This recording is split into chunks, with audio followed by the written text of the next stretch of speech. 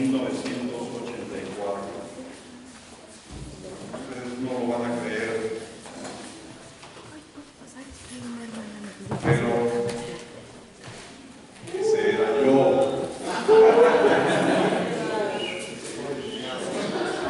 Han pasado 35 años de feliz matrimonio. ¡Aleluya! Y los años no pasan en balde. En la siguiente, ese soy yo. Y aunque a veces tratamos de ocultarnos un poco, en la siguiente, poniéndonos así en moda allá en la India, los años han pasado. Ya tengo que decir que estoy viejo, pero eso ya no se usa. Ahora estoy entrando en la tercera edad. Soy adulto mayor. En plenitud. Pero eso tiene algunas consecuencias. Por ejemplo, ya nadie me invita a predicar en campamentos juveniles. No sé por qué. Y también, por supuesto, me canso. Mucho más que antes. Tú te vas a dar cuenta, lo digo por experiencia, te vas a dar cuenta cuando ya estás viejo, cuando sientes que los calcetines se te caen y te agachas para estirarlos y te das cuenta que es tu piel.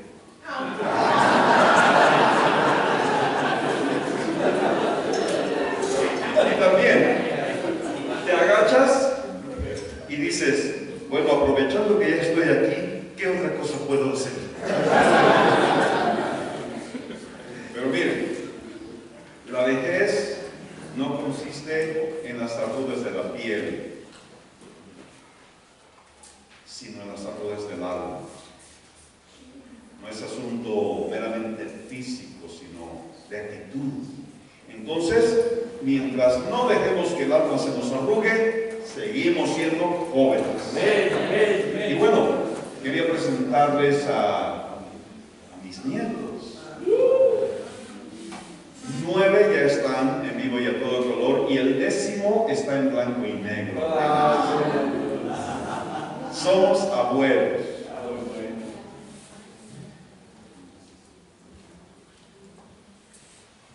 Entonces, permítanme hablarles así como lo que soy, un abuelo, un adulto en plenitud. Hemos estado yendo a la India y este año Dios nos permitió y pasó algo singular de que tuvimos la oportunidad de visitar 2 iglesias que fueron fundadas por el papá del hermano Joel. El papá del hermano Joel, el hermano Onésimo, era la siguiente, era un tremendo apóstol del siglo XX. Su historia es increíble. Yo estuve preguntando mucho acerca de él, cómo Dios hizo tantos milagros en su vida, y esas 2 iglesias, cuando él las plantó, estaban en un bosque en el que no había caminos, y él iba caminando durante días. Un pequeño detallito es que ese bosque estaba lleno de tigres, los famosos tigres de la India, como Shere Khan. Pero él iba caminando, acampando, durmiendo las noches en el bosque. Ahora que nosotros fuimos, pues ya hay un camino, está lleno de monos toda la orilla del camino, todavía hay muchos animales, pero ya no es lo mismo, ¿no? Y él fue allá y plantó esas iglesias. Fue algo muy, muy hermoso lo que Dios hizo a través de la vida del hermano Onésimo. Sin embargo, hubo un poco de tristeza en mi corazón también al ver esas iglesias, porque se quedaron estancadas. Siguen siendo unas iglesias pequeñas, siguen cantando los cantos de hace un montón de décadas, las acompañan con un tamborcito, allá está el tamborcito, prácticamente todo el acompañamiento musical que tienen. Entonces, son iglesias con muchas limitaciones y que no están teniendo un impacto en sus comunidades.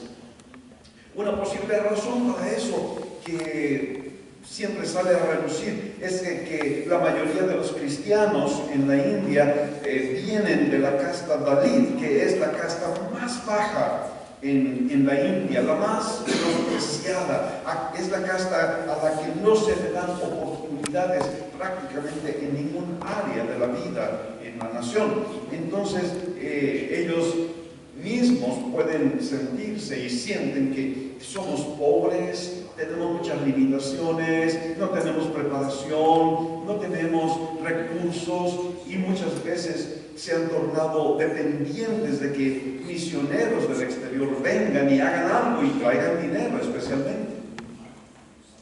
Y yo por tiempo pensaba que eso era la generalidad de las iglesias en la India.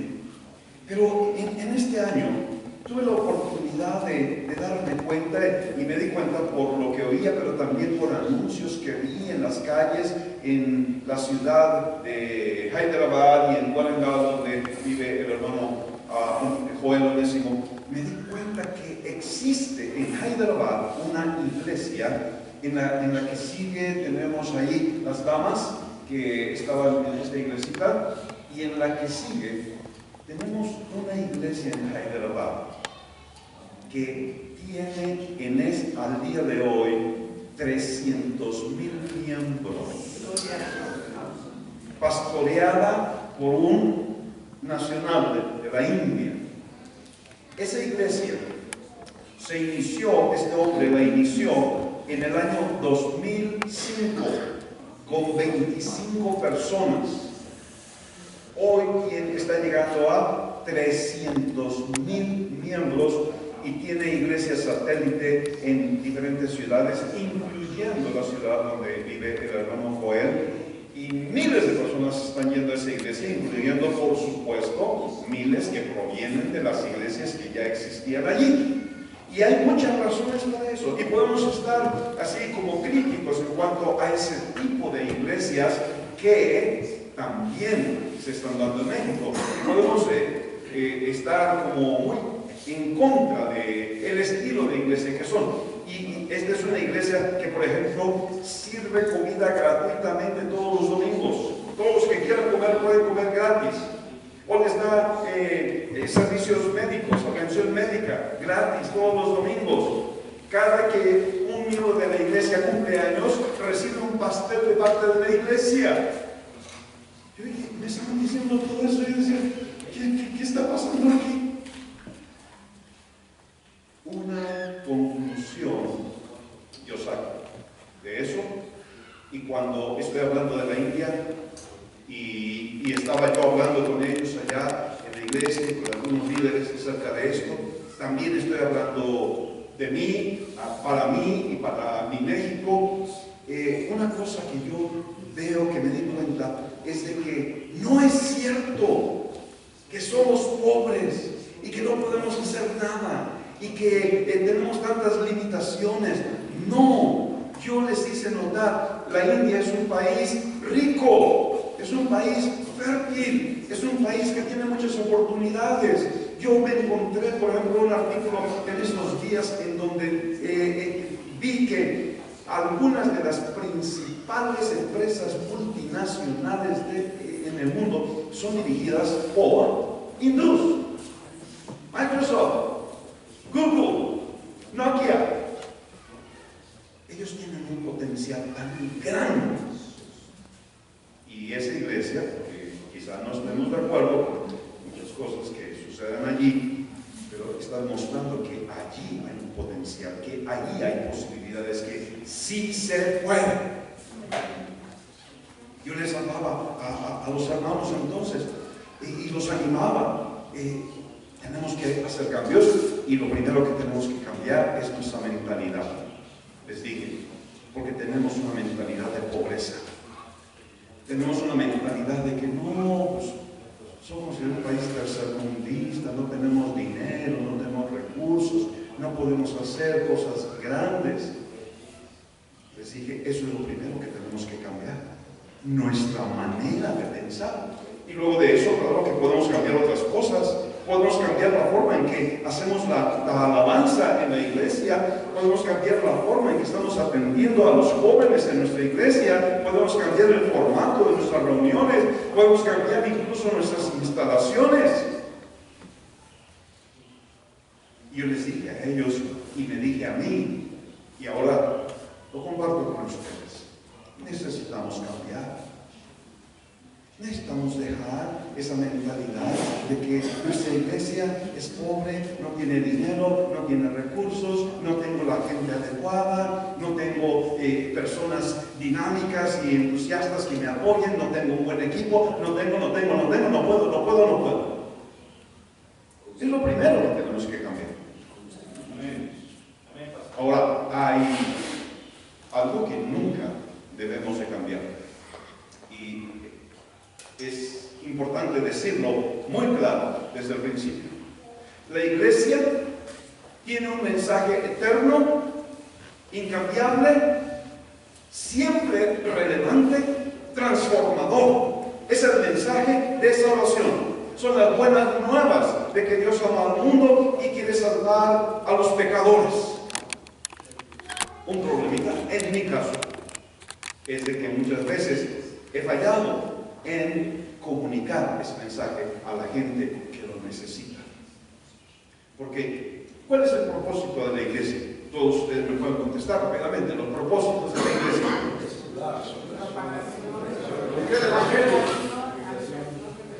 Habitación, revelación, propagación. Son los propósitos de la iglesia que hemos aprendido. A mí me encanta el propósito de habitación. Me encanta la presencia de Dios en la iglesia.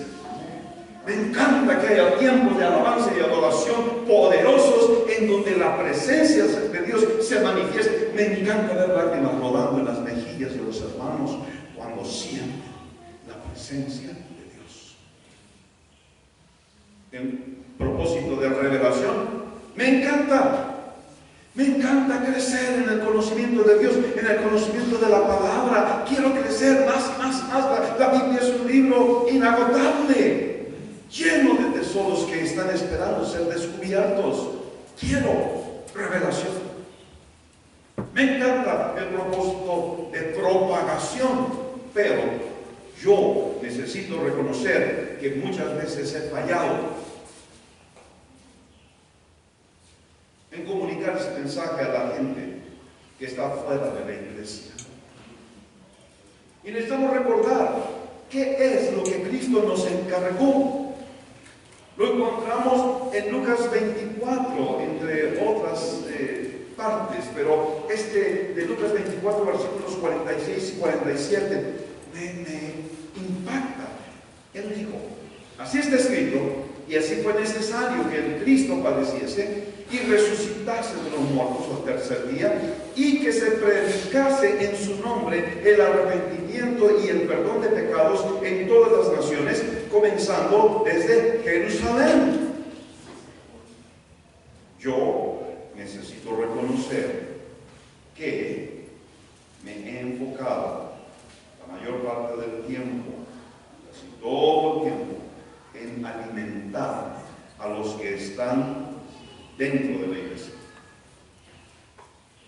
Y me he desconectado de los que están afuera. No he transmitido el mensaje que Cristo me encargó. Dios tiene un mensaje que Él quiere que llegue a la gente. Dios dijo, he hablado muchas veces y en muchas maneras en otro tiempo a los padres por los profetas. Dios está buscando que el mensaje llegue, y lo hizo mediante un profeta y mediante otro profeta en muchas maneras, en muchas ocasiones. Él mandó el mensaje. Y últimamente, dicen los postreros días, nos ha hablado por el Hijo. El corazón de Dios es que el mensaje llegue, se conecte con la gente que lo necesita. Cristo descendió a nuestro nivel para comunicarnos el mensaje, de manera que lo pudiéramos entender. Porque ya conocéis, dice la Escritura, la gracia de nuestro Señor Jesucristo, que por amor a vosotros se hizo pobre, siendo rico para que vosotros en su pobreza fueseis enriquecidos. Cristo se hizo hombre. Cristo habló el idioma de la gente. Cristo comió con pecadores. Cristo fue a sus casas. Cristo fue a sus fiestas. ¿Por qué? Porque Cristo amaba a la gente y quería entregarles el mensaje de salvación. Cristo usó las circunstancias y los medios que estaban a su alcance en su día. Él fue a la sinagoga, Él agarró el rollo y les leyó. Él les predicó y les habló. Si Cristo estuviera aquí hoy,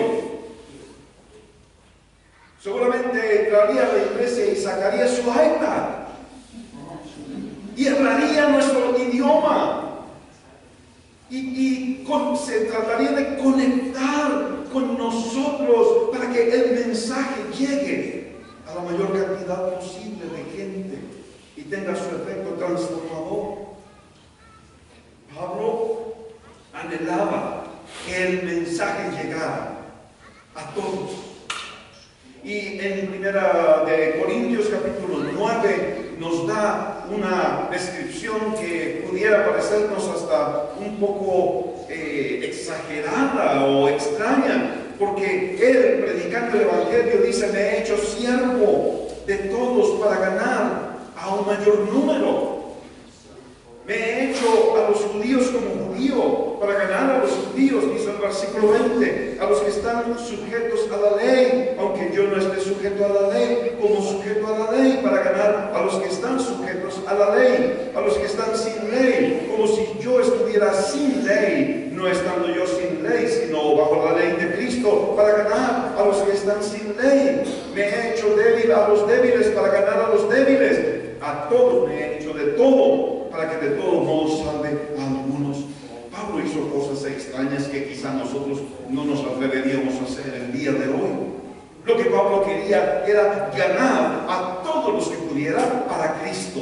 Y para eso se adaptó a todos, a judíos y a gentiles, a los que tenían ley y a los que no tenían ley, a los débiles y a los fuertes. Hizo lo necesario para que ellos recibieran el Evangelio. Esto no quiere decir que Pablo siguiera el refrán mundano de que al lugar que fueres, haz lo que quieras. Eso hubiera sido una gran equivocación, y Pablo sabía muy bien lo que Dios le había dicho a Jeremías: conviértanse ellos a ti y tú no te conviertas a ellos. Pablo no estaba rebajando sus estándares, ni tenía un doble estándar en su vida. Lo que él tenía era convicciones fuertes y claras. Él vivía bajo la ley de Cristo y no haría nada para ofender al Señor o para abaratar el Evangelio. Él estaba dispuesto a hacer concesiones sin sacrificar los estándares divinos. Él estaba dispuesto a ceder en asuntos culturales, pero nunca a transigir en sus principios morales o doctrinales. Para los judíos, él era un judío también. Y entonces él comía lo que los judíos comían y se abstenía de comer lo que los judíos no comían. Él asistía el sábado a la sinagoga junto con los judíos. Él quería ganarlos, a los que estaban sujetos a la ley. Él se adaptó. ¿Qué es lo que hizo Pablo? Él circuncidó a Timoteo en Derbe. Él se purificó cuando estaba en Jerusalén. Él se rasuró la cabeza cuando estaba en Cencrea. Él guardaba el sábado, no para meterse bajo la ley, sino para sacar a los que estaban bajo la ley, a los que estaban sin ley, es decir, a los gentiles. él como romano se presentaba a ellos como un ciudadano respetuoso de la ley y que honraba al rey. Ellos no tenían ley, la ley de Moisés, pero ellos tenían la cultura y la ley greco-romana. Y ellos tenían, gracias a eso, la civilización más avanzada de su tiempo. Pablo les habló usando referencias a sus poetas y a sus filósofos. Habló su lenguaje. En Hechos 17:29, cuando dice, siendo pues linaje de Dios, no debemos pensar que la divinidad sea semejante a ninguna cosa o imaginación de hombres, estaba citando a Séneca, el filósofo y político romano. En el 17:28, cuando dice, porque linaje suyo somos, estaba citando a Arato, un escritor griego del siglo III a.C. Cuando en 1 Corintios 8:2 dice, y si alguno se imagina que sabe algo, aún no sabe nada como debe saberlo, estaba citando a Sócrates, el filósofo griego del siglo IV a.C. Cuando dice que mirad que ninguno pague a otro mal por mal, y también en otras ocasiones él estaba citando a Platón. Cuando dice las malas conversaciones corrompen las buenas costumbres, estaba citando a Eurípides. Cuando dice estos cretenses siempre mentirosos, malas bestias, estaba citando a Epiménides. Eran cosas de la cultura, de su audiencia, que él usaba para conectarse con ellos, para tocar su corazón, para que su corazón pudiera abrirse para recibir el mensaje del Evangelio. Y no que Pablo fuera un cristiano light, lo que él tenía era simpatía por los que le oían. Él trataba de comprender a quienes necesitaban a Cristo y trataba de entender las experiencias de ellos y abrir una vía de comunicación para que ellos recibieran el mensaje del Evangelio. Conectarse, causar un impacto, que el mensaje llegue y haga su obra transformadora. Eso es. Supe de una pequeña iglesia en Monterrey, pastoreada por una persona amorosa y consagrada. Una familia llegó a congregarse allí, pero luego de algún tiempo, esta familia empezó a sentirse completamente desconectada. La iglesia era muy impuntual. Los cantos que se cantaban en esa iglesia eran viejos y no nada más eran viejos, se cantaban fuera de tono y fuera de ritmo. La predicación en esa iglesia era, digamos, inspiracional. Se notaba que no había preparación y que se hablaba de lo que en el momento el Espíritu Santo revelaba supuestamente. Llegó el punto, pues yo veía todo eso, ¿no? Llegó el punto en que los hijos dijeron, papá, no podemos adorar en esta iglesia. ¿Cómo? Es que la música mala, los errores, fuera de todo, nos distraen tanto que es difícil conectarse con Dios.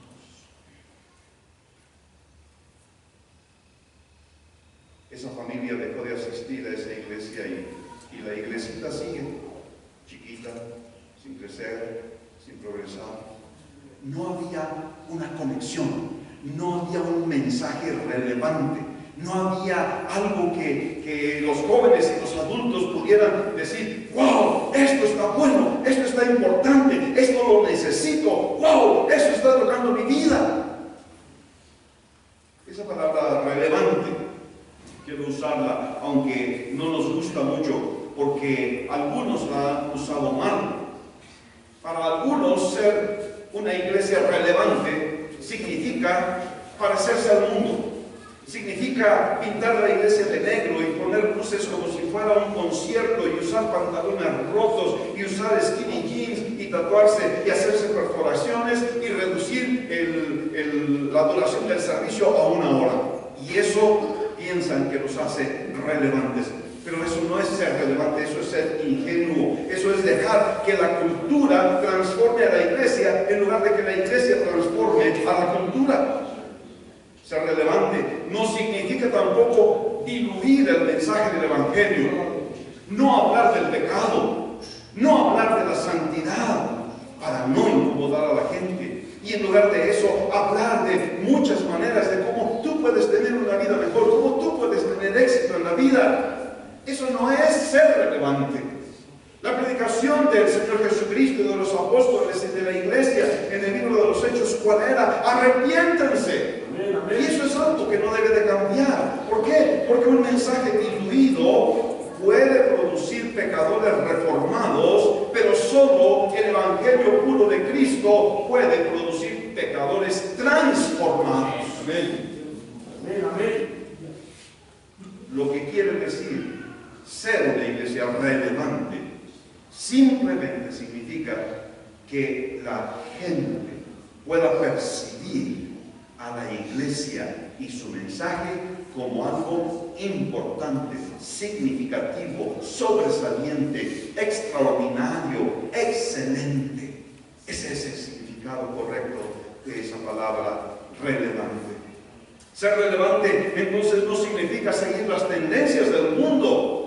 Ser relevante significa ser capaz de conectarnos con nuestra audiencia, como Pablo lo hacía. Ser capaz de comunicar el mensaje que hará una diferencia en sus vidas y entonces poder ver vidas transformadas por el poder del Evangelio. ¿Cómo nos podemos dar cuenta si una iglesia ha dejado de ser relevante? Una iglesia que no es relevante no tiene un impacto transformador en la vida de las personas, ni en la vida de las familias, y mucho menos en la vida de la comunidad alrededor. La gente de la iglesia no se conecta y su vida no está siendo transformada. Y lo digo por mí, porque a mí me ha pasado. La culpa no es de los muchachos. Cuando yo estoy predicando y veo muchachos entretenidos en su teléfono, platicando uno con el otro, yo digo, wow, no estoy conectando, no estoy captando su atención, yo estoy fallando. No estoy hablando su lenguaje, no estoy hablando algo que para ellos sea relevante, que sea comunicado de tal manera que ellos se enganchen y digan, eso es para mí.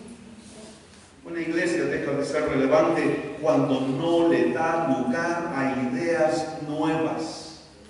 Una iglesia no relevante prefiere seguir haciendo lo mismo en la misma manera, con la misma gente, año tras año, hasta que Cristo vuelva. Gloria a Dios. ¿Cuándo es la última vez que nos atrevimos a hacer algo radicalmente diferente en la iglesia? Cuando adoptamos algo nuevo, una nueva manera de hacer las cosas. Yo un día pues quería sorprender a los hermanos en la iglesia y entonces el domingo inicié la reunión predicando y dejé la alabanza para el final. Cuando los hermanos llegan, porque llegan tarde. Cuando llegaron, me encontraron predicando y dijeron, ¿qué pasó? ¿Qué pasó? Ya se está acabando el servicio. Y luego la alabanza empezó. Simplemente quería sacudirles las neuronas, ¿no? Pero de lo que estoy hablando es adoptar nuevas ideas, hacer algo diferente. Una iglesia ha dejado de ser relevante cuando sigue cantando los mismos cantos de hace 30 años. ¿Y saben cuál es el problema? Que los jóvenes no se conectan. Los jóvenes no van a establecer una conexión con Dios, con los cantos que cantaban sus tatarabuelitos. Amén. Amén.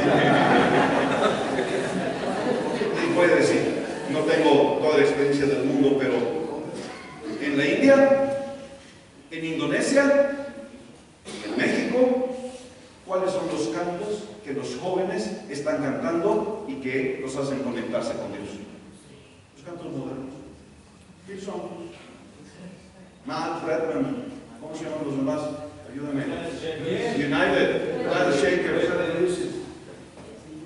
Y en algunas de nuestras iglesias ni sabemos de qué se trata eso. Una iglesia deja de ser relevante cuando la mayoría de los miembros son adultos en plenitud. ¿Por qué? Porque hemos perdido a los jóvenes. Se han ido. No han encontrado que la iglesia es relevante para ellos y van a buscar eso en otro lugar o en otra iglesia. Una iglesia ha dejado de ser relevante cuando los líderes de la iglesia son todos adultos en plenitud y no hay jóvenes entre el liderazgo. Una iglesia deja de ser relevante cuando su deporte favorito es criticar a la cultura, quejarse de la cultura imperante. Pero, ¿qué es lo que Cristo hizo? Cristo vino a un mundo que lo rechazó, a un mundo en ruinas, a un mundo quebrado. ¿Y qué es lo que hizo Cristo? Lo amó y murió por ese mundo. Tenemos que amar al mundo, porque si no amamos al mundo, nunca vamos a conectar con ellos y el mensaje del Evangelio no va a llegar. Para saber si una iglesia es relevante, hay que preguntarle a la iglesia, a la gente que se ha ido de la iglesia. Hay que preguntarles, oye, ¿te puedes tomar un cafecito conmigo? Ya sé que ya te fuiste, pero me gustaría tomar un cafecito contigo. Dime, por favor, ¿por qué te fuiste? Y van a salir cosas dolorosas. Van a salir cosas difíciles de tragar. Y nos vamos a dar cuenta por qué para ellos dejó de ser relevante. Y por supuesto que hay muchas circunstancias. Estoy hablando en general. Para saber si la iglesia es relevante, hay que preguntarle a la gente de la comunidad que vive alrededor de la iglesia, que no son creyentes. ¿Saben ellos que hay una iglesia aquí? ¿Cuál es la opinión que ellos tienen de la iglesia? Hay que preguntarle a los jóvenes, ¿qué piensan ellos de la iglesia? ¿Qué es lo que les gusta de la iglesia y qué es lo que no les gusta? ¿Cómo vamos a hacer que nuestro mensaje sea relevante? No debemos cambiar el mensaje. Lo que debemos cambiar es la forma en que lo comunicamos. No podemos seguir usando los métodos que funcionaron con nuestros abuelos. No podemos conectarnos con los nietos en la misma manera que nos conectábamos con los abuelos. Por ejemplo, necesitamos usar la tecnología. Los jóvenes viven la tecnología. No traigo la estadística, la acabo de leer. Un joven toca la pantalla de su teléfono miles de veces cada día. Vive con la tecnología. Hace tiempo yo pensaba, ok, tecnología, la iglesia necesita una página web. Y tuvimos una página web. Y gente ha llegado a la iglesia por la página web. Andaban desesperados ahí buscando una iglesia donde congregarse. Salió la casa de mi padre y fueron allí. ¿Cómo llegaste? Página web. Entonces yo ya me sentía muy satisfecho. Tenemos página web. Hasta que leí un artículo que dice, está muy bien que tienes página web, pero si es una página anticuada, no vale, no sirve. Y algo peor, me acabo de encontrar, si tu iglesia no tiene una aplicación móvil, estás fuera. Los jóvenes necesitan aplicaciones. Estoy perdido entonces, porque ni sé cómo poner una aplicación móvil para la iglesia. Pero lo que estoy diciendo es, ¿quieres conectar? Necesitas abrazar la tecnología. Yo creo que Cristo la usaría. Cristo tendría su aplicación móvil. Jesus.com. Wow. El punto es este. Necesitamos estar dispuestos a cambiar. Es lo que dije en la India y es lo que digo en México. Necesitamos cambiar.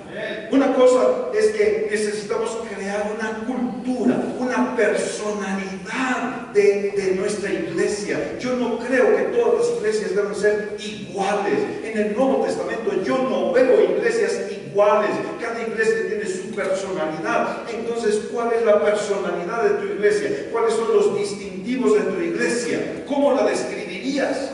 ¿Es una iglesia alegre, amorosa, auténtica, dinámica? ¿Tienen una cultura de servicio, de amor por los perdidos, de amor por la palabra? ¿Tienen una alabanza poderosa? ¿Tienen una predicación impactante? ¿Cómo describirías tu iglesia? Ahora, cuando una persona nueva llega a tu iglesia por primera vez, ¿qué es lo que esa persona dirá? Por ejemplo, puede decir: ¡wow! ¡Qué iglesia tan amorosa! Me hicieron sentir bienvenido. Lo dice una persona nueva. Que podría decir: ¡qué iglesia tan llena del Espíritu! Nunca había sentido tanto la presencia de Dios.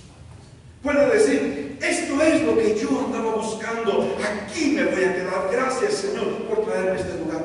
Es eso lo que diría una persona nueva que llega a tu congregación. O más bien diría: ¡ay, qué desorden! ¡Qué impuntualidad! ¡Qué lenguaje tan extraño que usan! ¡Qué predicación tan larga y aburrida! ¡Qué malas instalaciones tienen! Nadie me hizo caso. No me sentí bienvenido. La música está pésima. Los baños están sucios. ¿Qué es lo que diría una persona que llega por primera vez a la iglesia? Miren, hablando de instalaciones de la iglesia, algo carnal, por favor, táchenme y borren la predicación y todo, porque estoy hablando de algo tan simple como las instalaciones de la iglesia, los baños de la iglesia. Yo le voy a decir, estamos ayudando a dos pequeñas iglesias en Monterrey. Una está en Apodaca, en Santa Rosa. Esta iglesia se reúne en un terreno prestado, una instalación de láminas de metal. Cuando hace calor es un horno de microondas adentro, cuando hace frío es un congelador y no tiene baño.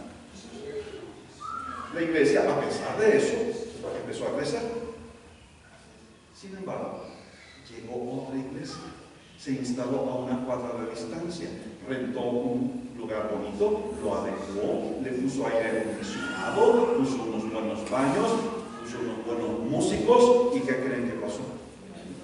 La mitad de la congregación se fue para allá al siguiente domingo. Instalaciones. La otra historia, Juárez. Esta iglesia pequeñita se estaba reuniendo en una casa ahora, en un saloncito después, y crecía un poquito, y luego perdía la mitad de la gente, y así vivió por algunos años. De pronto Dios los movió y buscaron y encontraron un local en una pequeña plaza comercial en una avenida importante. Lo rentaron, lo pintaron, pusieron un letrero grande que se veía desde la avenida. ¡Pum! La iglesia empezó a crecer. El saloncito se llenó. Empezaron a hacer segundo servicio. Van por el tercero. Instalaciones. Tan sencillo como eso. Pero ¿saben qué? En lo práctico y en lo espiritual, muchas veces nos acostumbramos a lo que está mal. No, ya no lo vemos, ya no lo percibimos.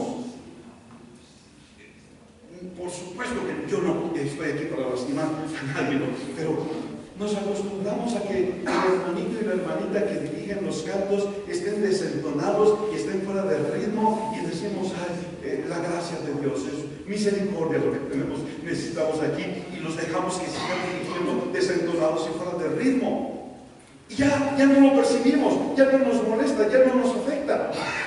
Pero si una persona nueva llega a la iglesia y oye eso, va a decir, bye bye, tuve mucho gusto de conocerlos, pero este no es el lugar para mí.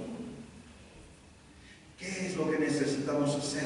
Necesitamos abrir los ojos. Necesitamos ver las cosas como si fuera la primera vez que llegamos a la iglesia. Es un ejercicio que yo hice con los líderes en nuestra iglesia. Les dije, vamos a hacer este ejercicio. Vamos a suponer que no conocemos esta iglesia y vamos a entrar por la puerta abriendo los ojos y viendo para ver qué es lo que vemos como si fuera la primera vez que llegamos. Y lo hicimos. ¿Y qué vimos? Paredes que necesitaban pintura, plafones que estaban como 1.000.000 de veces más manchados que esos, algunos con agujeros y otros caídos. Predicaciones exageradamente largas. Me declaro culpable. Vimos con nuevos ojos y empezamos a acercarnos. Piensa esto. Si por cualquier razón, por ejemplo, que la iglesia decida jubilarte con una pensión vitalicia y viajes y todo pagado, y entonces llega un nuevo pastor a tu iglesia, especialmente que fuera un pastor joven. Si un nuevo pastor llega a tu iglesia, ¿qué cambios haría? Piénsalo. Un nuevo pastor joven llega y ve las cosas como están, y quizá cambiaría los horarios, quizá cambiaría la forma de predicar, quizá cambiaría las instalaciones, no sé, pero haría cambios. Ahora, recuerda que el significado de esa palabrita relevante, entre otras cosas, significa ser excelente, ser extraordinario. Hace tiempo platiqué con una joven que se cambió de iglesia a una iglesia de esas modernas que no nos gustan. Y de pronto me di cuenta que ella estaba muy entusiasmada con su nueva iglesia, y entonces busqué la oportunidad para hablar con ella y le pregunté, cuéntame por favor, ¿qué es lo que te ha puesto tan entusiasmada? Y no les exagero al decirles que por más de media hora sin parar, esta muchacha me estuvo diciendo, es que en mi iglesia esto y esto, es que todo lo hacemos con excelencia, es que desde que recibimos a la gente, es que los cantos, es que los anuncios, es que la prédica, es que la decoración, en mi iglesia todo lo hacemos con excelencia, amo mi iglesia.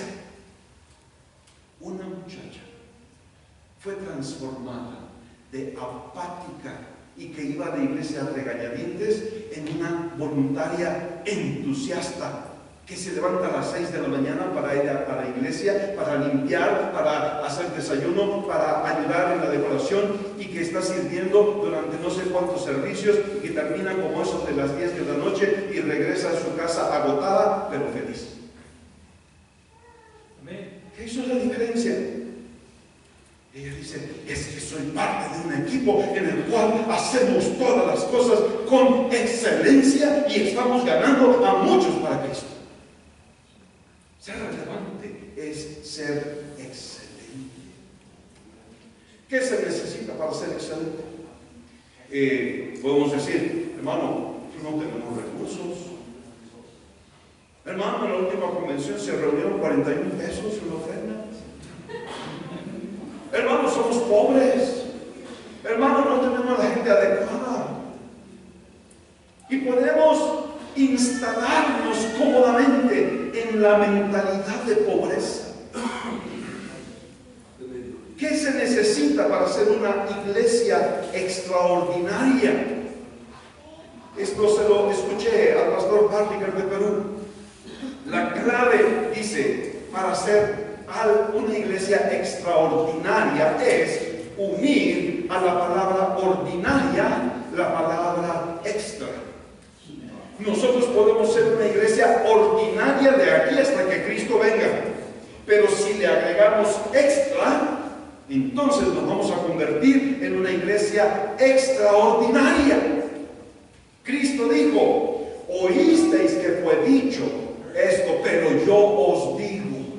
Entre otras cosas, dijo, y cualquiera que te obligue a llevar carga por una milla, ve con él 2.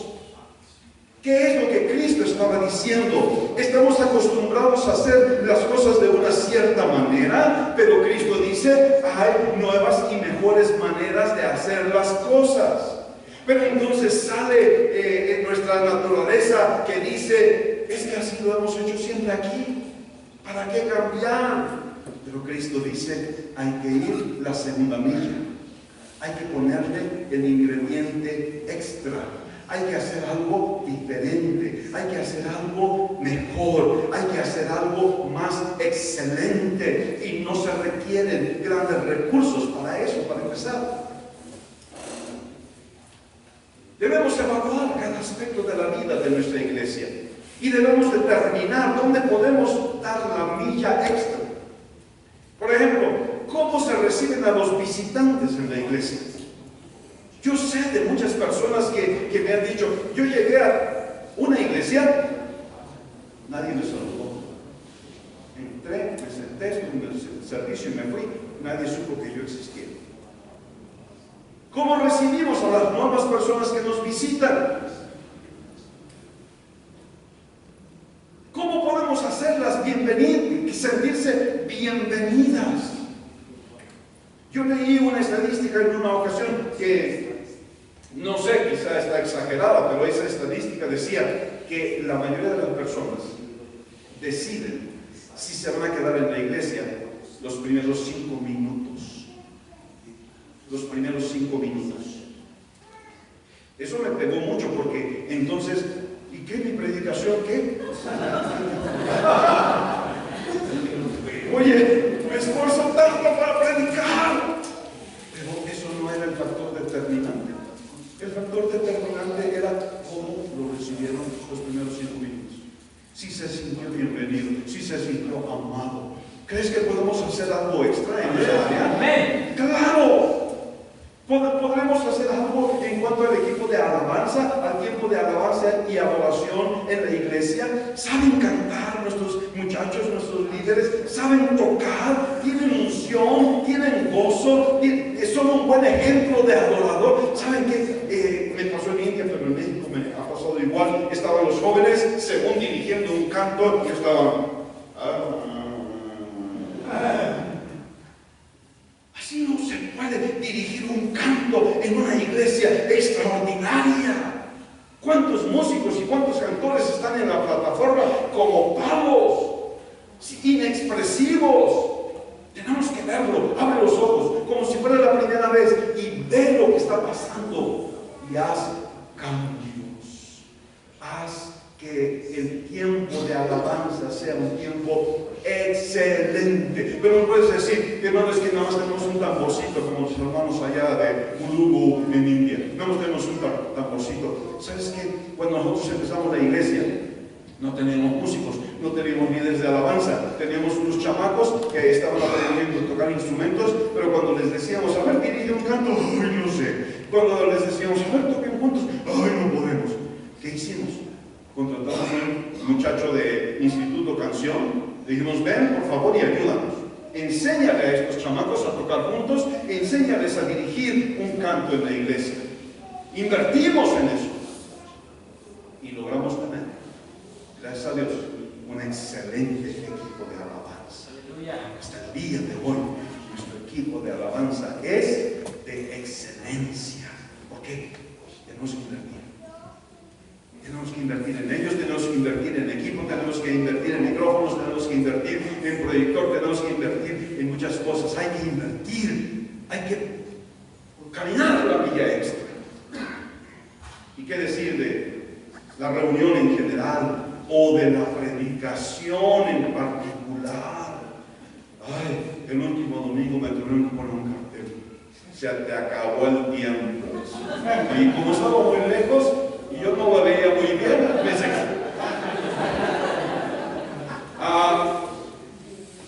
Una pregunta tengo. ¿Somos líderes o somos administradores? Hay una gran diferencia.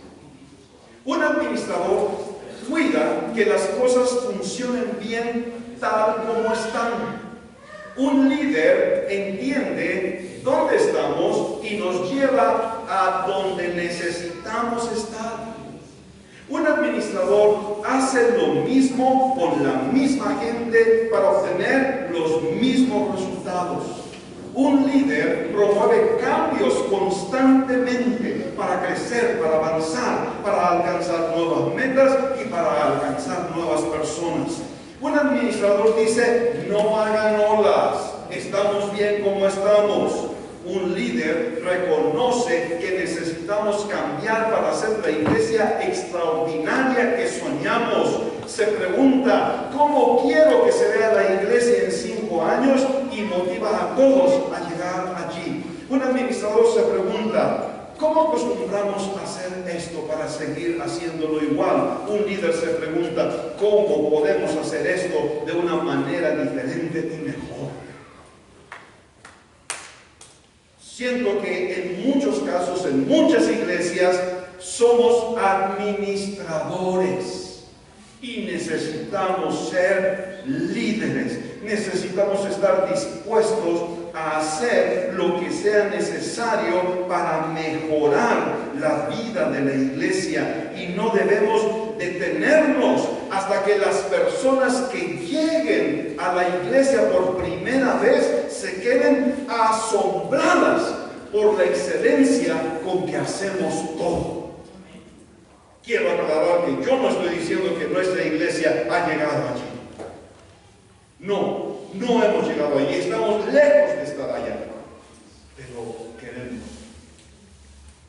y estamos dispuestos a hacer lo que se requiera para buscar ser relevantes, ser mejores, ser excelentes.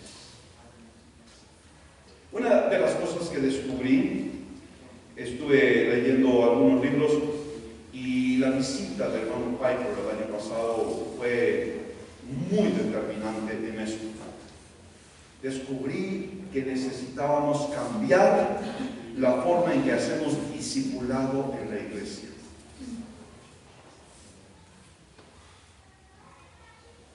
En ese libro que leí, uno de ellos se llama Iglesia Simple, hicieron una encuesta. Y esto entre pastores y líderes de cientos de iglesias. Una de las preguntas que les hicieron tiene que ver con lo que compartía Alan anoche.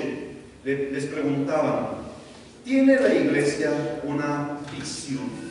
¿Tiene una declaración de visión? La mayoría de las iglesias la tenían, y la tenían por escrito. Pero la siguiente pregunta que le hacían a los pastores y a los líderes y a veces también a los miembros, ok, qué bueno que tienen una visión, ¿cuál es? Y a veces aún los pastores no saben cuál era la visión, no podían externarla, declararla. Le preguntaban a los líderes, ¿cuál es la visión de la iglesia? A los miembros de la iglesia, ¿cuál es la visión de la iglesia?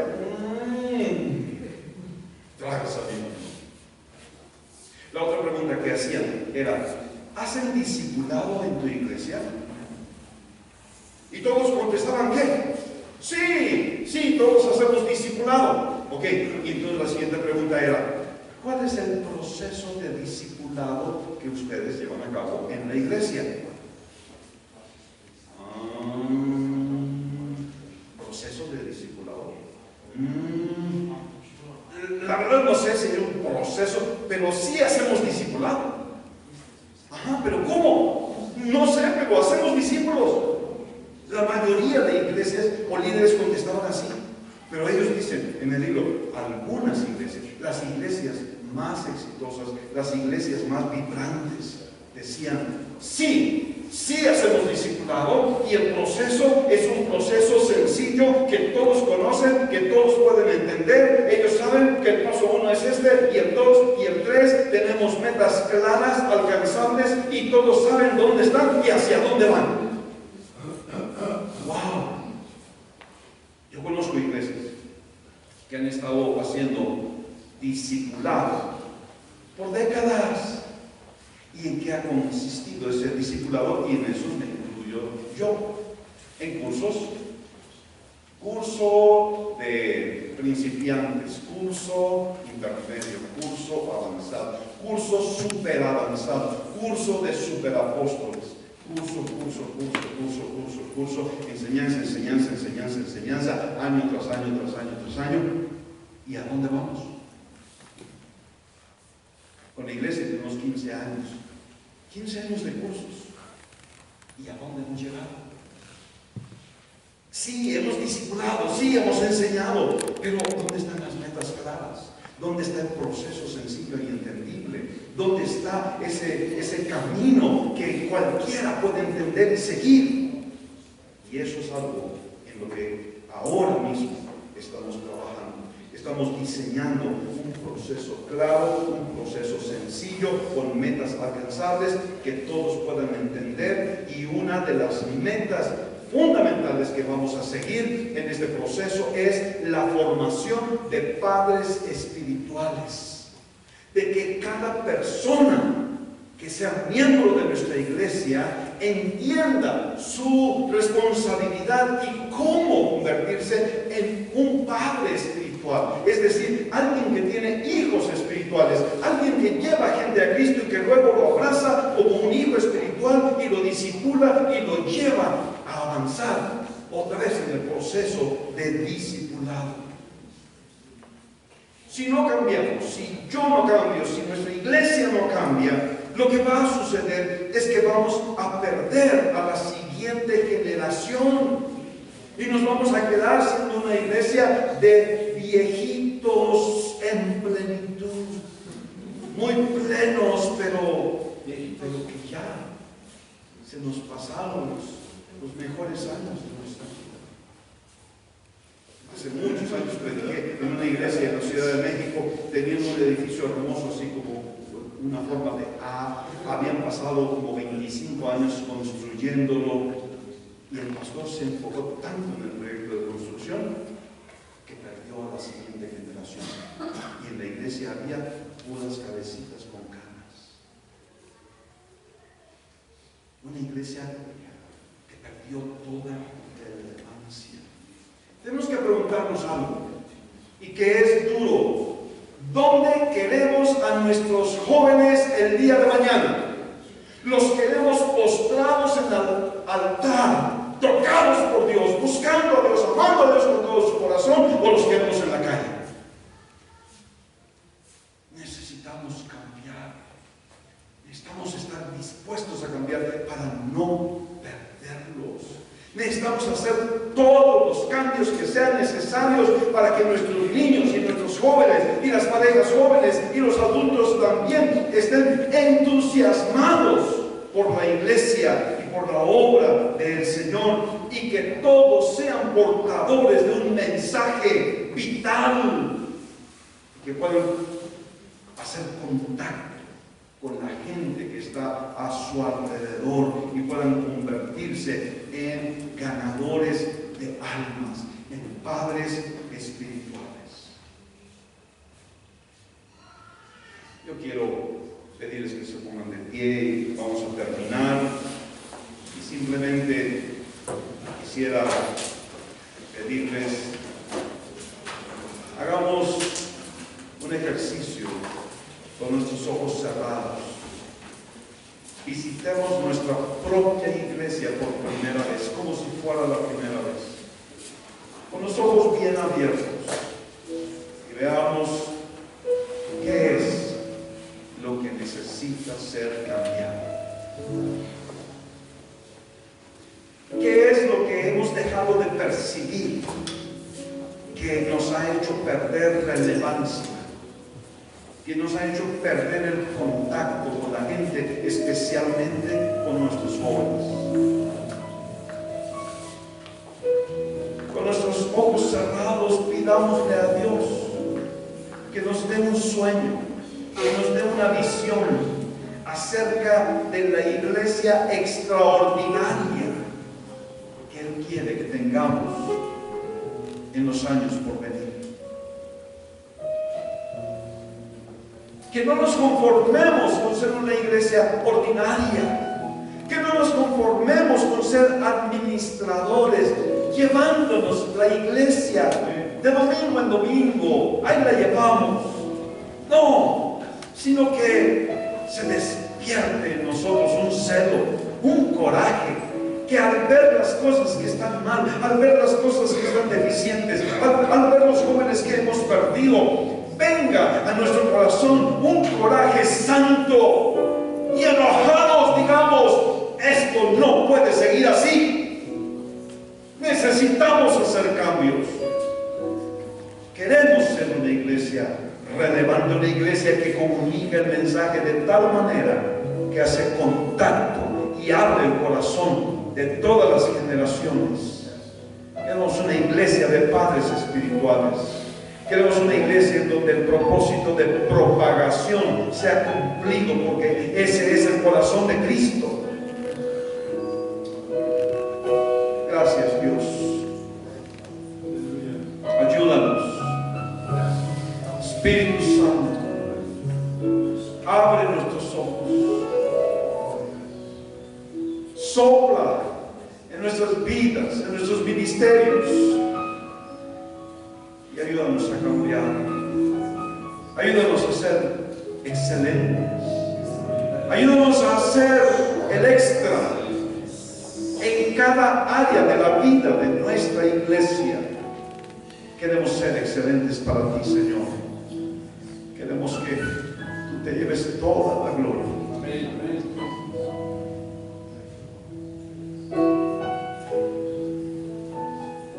nuestras iglesias y muchas más que tú traigas sean iglesias extraordinarias. En el nombre de Jesús te lo pedimos y te damos gracias, Señor. Amén. Pueden sentarse. Muchas gracias.